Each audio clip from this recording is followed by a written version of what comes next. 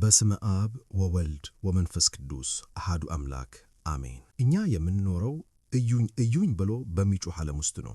ምርጥ ልብስ ካለበስን፣ በማህበራዊ ሚዲያ ብዙ ላይክ ካላገኘን፣ ወይም ድምጻችን ጎልቶ ካልተሰማ ማንም የማያየን እንደሆነ ሊሰማን ይችላል። ግን አንድ ምስጢር ልንገራችሁ፣ በዓለም ላይ ካሉት ውድ ሀብቶች ሁሉ የሚበልጠው ሀብት በሚያበረቅቅ ሳጥን ውስጥ አይደለም የተቀመጠው። እንዲያውም ያ በጣም ውድ የሆነው ነገር በአሁኑ ሰዓት ማንም ሊያየው በማይችልበት ቦታ ተደብቆ ይገኛል። ዛሬ ዓለም ሁሉ የዘነጋውን ያንን የተሰወረ ወርቅ ፍለጋ አብረን እንጓዛለን።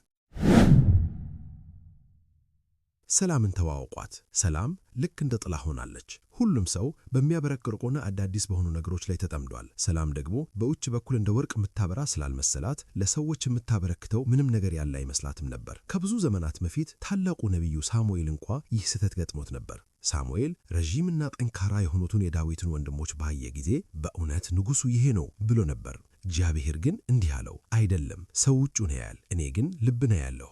ሰላም በአንድ ገዳም ውስጥ የሚኖሩ ትሑት መነኩሴን ለመጠየቅ ሄደች። እሳቸውም አንድ የእንጨት ሳጥን ያጸዱ ነበር። ሳጥኑን በከፈቱት ጊዜ ከውስጡ የሚወጣው ብርሃን የሰላምን ፊት ወረረው። ሰላምን በመገረም አባቴ፣ ይህ ሳጥን ለምን እንዲህ ይበራል ብላ ጠየቀች። እሳቸውም ፈገግ ብለው ልጄ ሆይ፣ ታቦት የተቀደሰ ነው። የተቀደሰ የሆነው ግን ስለ እንጨቱ አይደለም፣ በውስጡ ስላለው የእግዚአብሔር ቃል እንጂ።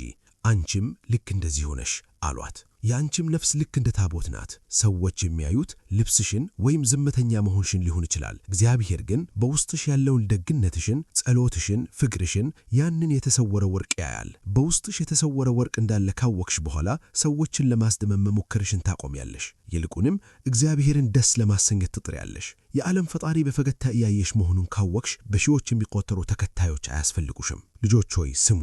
የውስጣችሁ ሳጥን ባዶ ሆኖ ሳለ የውጩን ለማስዋብ ዕድሜያችሁን አትጨርሱ።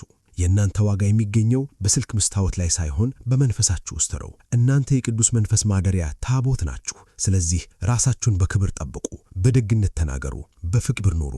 አስታውሱ፣ ከዋክብትን ለፈጠረው አምላክ መቼም ቢሆን የማትታዩ አይደላችሁም። እናንተ ለእርሱ ለፈጣሪያችሁ ውድ ሀብቱ ናችሁ።